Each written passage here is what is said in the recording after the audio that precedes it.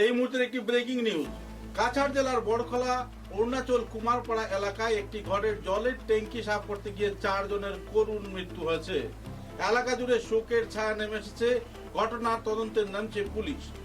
SDRF আসার আগেই RSS কর্মী দিব্যেন্দু দাস নিজের জীবন বিপন্ন করে ট্যাঙ্কি থেকে উদ্ধার করলেন চারটি মৃতদেহ।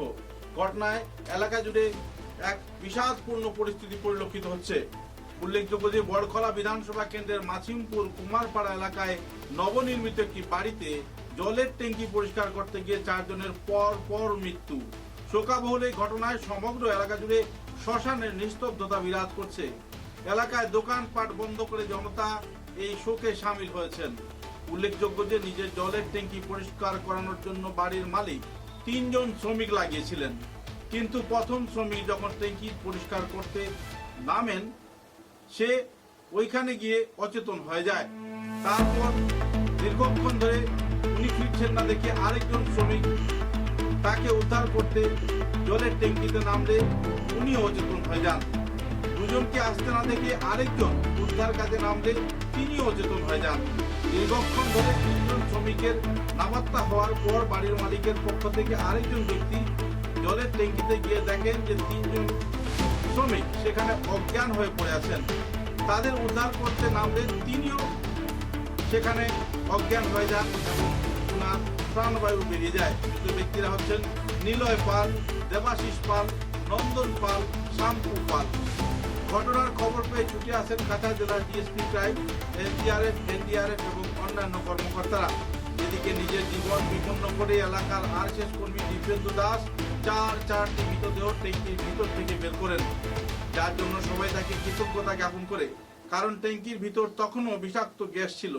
বর্তমানে 4 জনের পোস্টমর্টম করার জন্য মৃতদেহ শিলচর চিকিৎসা মহাবিদ্যালয়ে পাঠানো হয়েছে। উল্লেখযোগ্য যে এই ঘটনায় এলাকায় শোকস্তব্ধ এবং এলাকার দোকানপাট বন্ধ করে শ্মশানের নিস্তব্ধতা বিরাজ করছে সমগ্র এলাকা জুড়ে।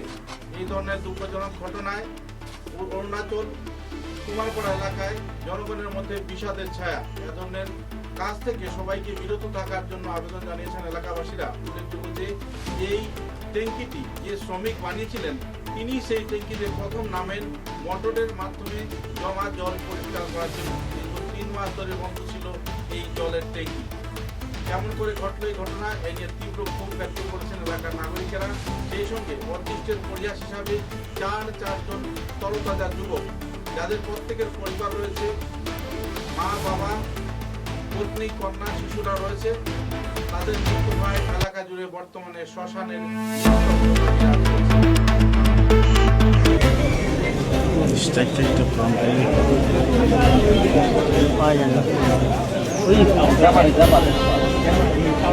বুঝতে পারছি না।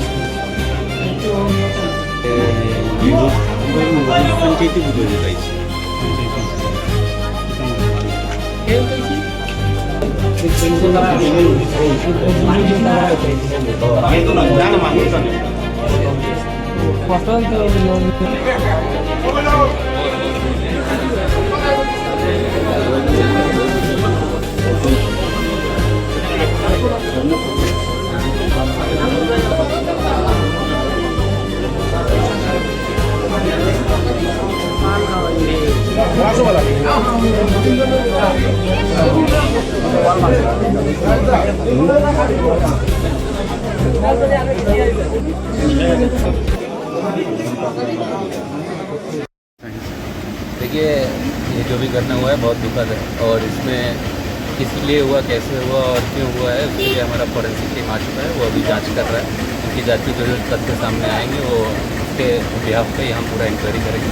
और सबसे पहले अभी हम मेडिकल जा रहे हैं, उन लोग का क्या हालत है, कैसा है वो देखें। 4 लोग जो बताए गए हैं उनका अभी क्या स्टेट है वो हम देखेंगे। धन्यवाद।